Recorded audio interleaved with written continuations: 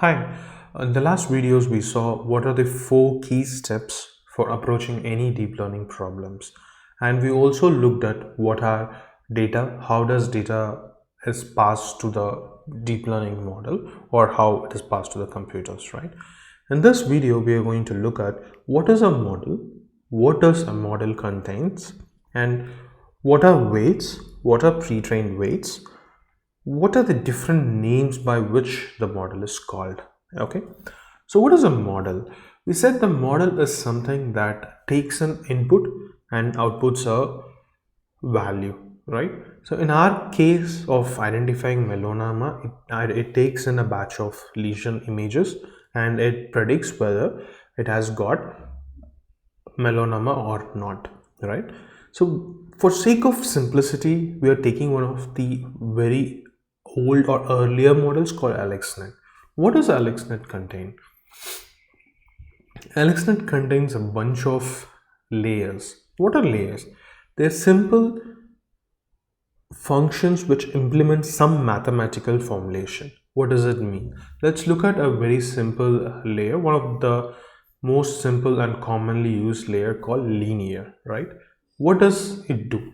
All a linear layer does is implement a mathematical formula called y is equal to wx plus b, where y is the output and w is the weights and bias. B stands for bias. W and b are learnable parameters.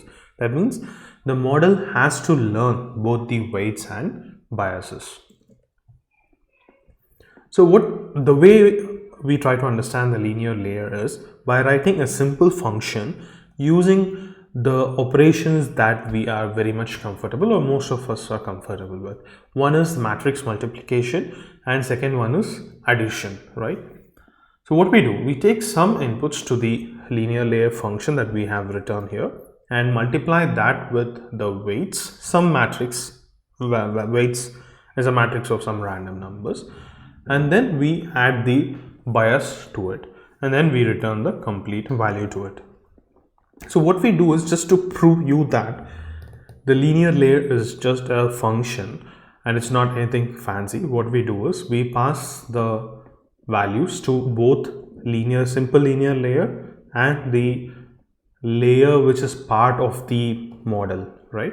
As we can see very clearly that the outputs of these two, the function that we wrote and the layer, are same. So what does these weights and biases consist of?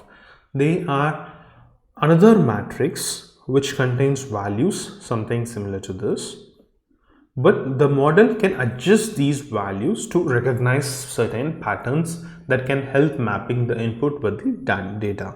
For example, what kind of patterns?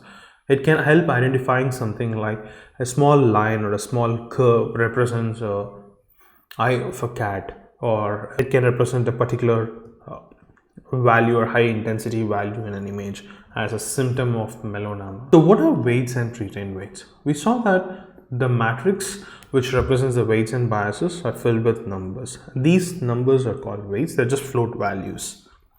What are pre-trained weights?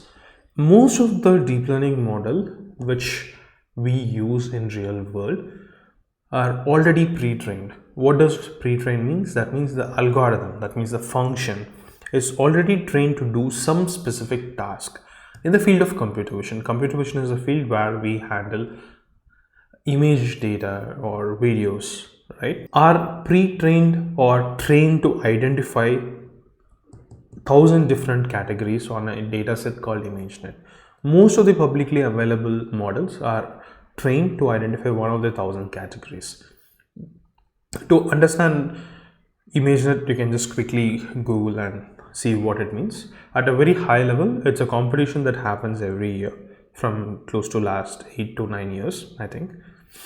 In the competition, there is millions of images provided and there's 1,000 categories that you have to identify.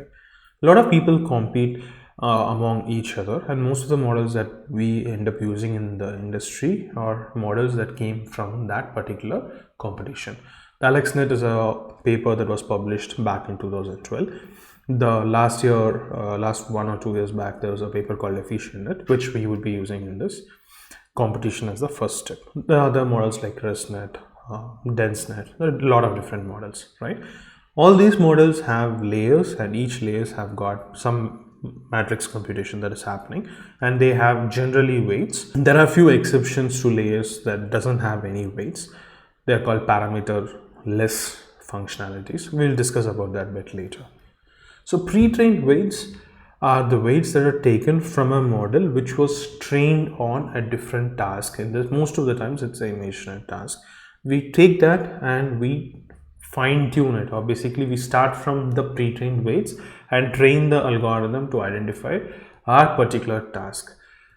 If it's not clear, let's wait till we get into the code. It will be much more clear on what we actually mean by using pre-trained weights. This entire concept is called transfer learning.